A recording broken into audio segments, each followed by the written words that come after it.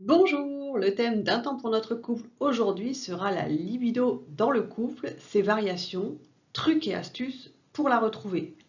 Je vous laisse écouter, puis vous pourrez prendre le temps d'échanger entre vous. Quelles sont les origines de ce mot? Pour quelles raisons y a-t-il des variations de la libido au cours de la vie? Connaître votre libido et les raisons de ces variations vous permettra de mieux vous connaître afin de partager ensemble et d'avoir une sexualité plus épanouie. La définition et les origines. Ce mot, d'abord utilisé en philosophie, a été repris en 1894 par Sigmund Freud, qui l'a défini comme une énergie vitale contenant tous nos désirs, nos pulsions, nos envies, notre activité sexuelle, réelle ou fantasmée. En médecine, elle représente une énergie qui pousse à la recherche instinctive du plaisir, de la satisfaction sexuelle. La libido est activée soit spontanément, soit en réponse à des stimuli, images, pensées, présence d'un partenaire. Elle est variable tout au long de la vie et est influencée par des facteurs physiques et psychologiques. Il est normal qu'à certains moments de votre vie, vous puissiez ressentir une baisse de votre libido. Normal ne veut pas dire obligatoire et surtout inéluctable. Quelles sont les raisons des variations de la libido au cours de votre vie? Votre libido peut être en berne pour différentes raisons et dans différentes circonstances. En voici quelques-unes. Des douleurs au moment des rapports sexuels. Ne pas atteindre l'orgasme. Vous engager de façon régulière dans des activités sexuelles plaisantes ou a fortiori déplaisantes mais peu excitantes. La monotonie des pratiques sexuelles. La difficulté à exprimer vos envies. Une attitude conservatrice vis-à-vis de la sexualité. Une attirance non partagée pour des pratiques sexuelles particulières. Il y a également le stress, l'anxiété, les préoccupations, l'infidélité, la colère envers votre partenaire, des souvenirs traumatiques, le manque de respect, de confiance, d'amour ou de sécurité, la fatigue physique, notamment pour les jeunes parents dont les nuits sont courtes. D'autres raisons encore, les changements hormonaux, cycle menstruel, grossesse, allaitement, ménopause, contraception, baisse de la testostérone chez les hommes. Certaines pathologies, dépression, troubles de l'humeur, hypertension, cancer, arthrite, diabète.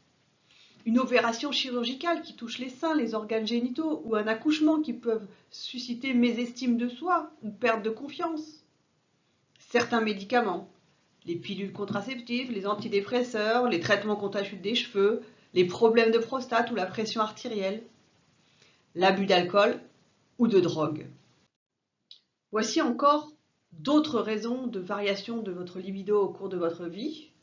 Il y a par exemple les anticipations négatives. Je ne vais pas avoir un orgasme, je vais perdre mon érection, je vais m'ennuyer. Il y a aussi les attentes irréalistes. Un rapport sexuel réussi, c'est avoir un orgasme simultané.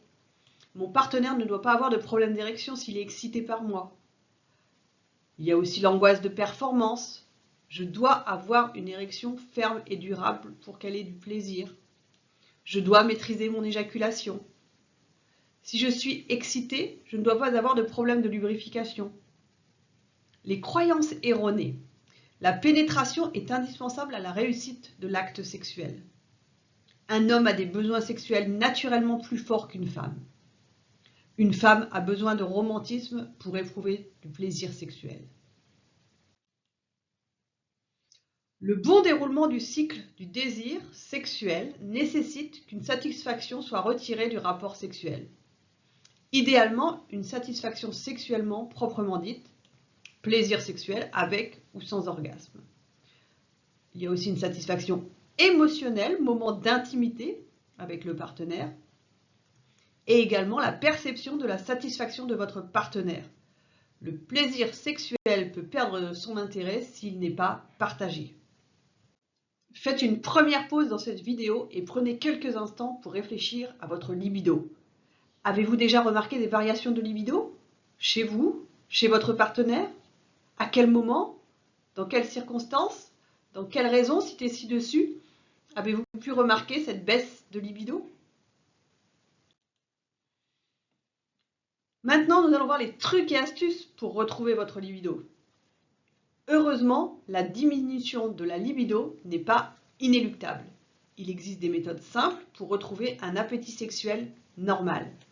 Je vais tout d'abord lister quelques trucs et astuces pour vous aider à retrouver votre libido, puis vous inviter à réfléchir à ce que vous pouvez mettre en place dans votre vie à court, moyen et long terme afin d'avoir une sexualité plus épanouie.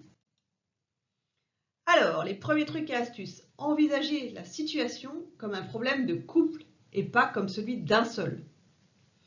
Acceptez les variations du désir et du plaisir comme une composante inévitable de la sexualité d'un couple. Comprendre quelles sont les causes de cette baisse ou cette absence de désir. Pour cela, parlez-en avec votre partenaire, exprimez vos attentes ouvertement et clairement.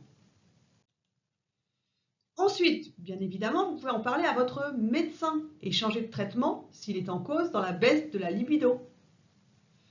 Prendre soin de vous, soit en faisant du sport, en allant chez le coiffeur, pour reconquérir votre estime et plaire à votre partenaire.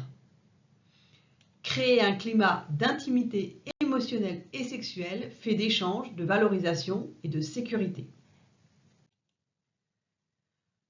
Retrouver des moments de connexion, de partage et d'intimité à deux. Ne pas rechercher le maximum d'intimité car le désir se nourrit aussi d'une certaine distance. Mais se sentir en confiance, en sécurité et pouvoir exprimer vos envies ou pas, vos craintes, honte et culpabilité. Passer à l'action en respectant le rythme de chacun. Mettre en place des rendez-vous amoureux en étant attentif et à l'écoute de l'un et de l'autre. Prendre le temps de se toucher sans intention sexuelle, juste un câlin gratuit, se prendre dans les bras l'un de l'autre. Faire des massages sans vouloir finir par une pénétration, juste pour découvrir vos corps et pour vous offrir un temps de lâcher prise. Prendre le temps de vous regarder, de vous redécouvrir, de discuter. Développer une anticipation positive des rapports sexuels. Vous pouvez également ajouter du piment dans votre vie de couple, être créatif et expérimenté.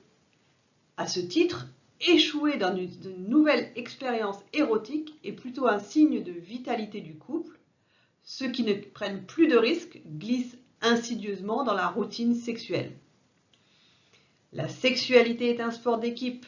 Développer un style sexuel qui nourrit un désir solide et trouver des scripts sexuels qui satisfassent les deux. D'où l'importance que chacun fasse preuve de sincérité et de bonne volonté. Consultez un sexologue, un sexothérapeute ou un coach de couple si vous êtes dans une impasse peut vous aider à trouver la sortie du cercle vicieux, pollué parfois de manipulation, de remontrances, de petites vengeances ou simplement d'incompréhension.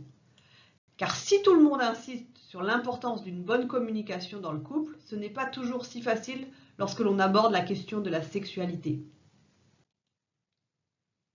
Alors, quelle serait pour vous la première étape à mettre en place si cela vous arrivait ou si cela vous est déjà arrivé? Est-ce que vous pourriez en parler avec votre partenaire, avec un professionnel? Je vous invite à prendre le temps d'y réfléchir et de commencer à mettre en place petit à petit ce qui vous convient le mieux. Pour ma partie, c'est fini. À vous d'échanger maintenant, de prendre le temps de commenter ce que vous avez entendu en donnant à tour de rôle votre point de vue et en écoutant celui de l'autre. C'était un temps pour notre couple avec Sophie Caldier, thérapeute de couple, psychologue clinicienne et sexothérapeute. Je vous souhaite une belle journée et je vous dis à très bientôt pour de nouveaux sujets. Merci.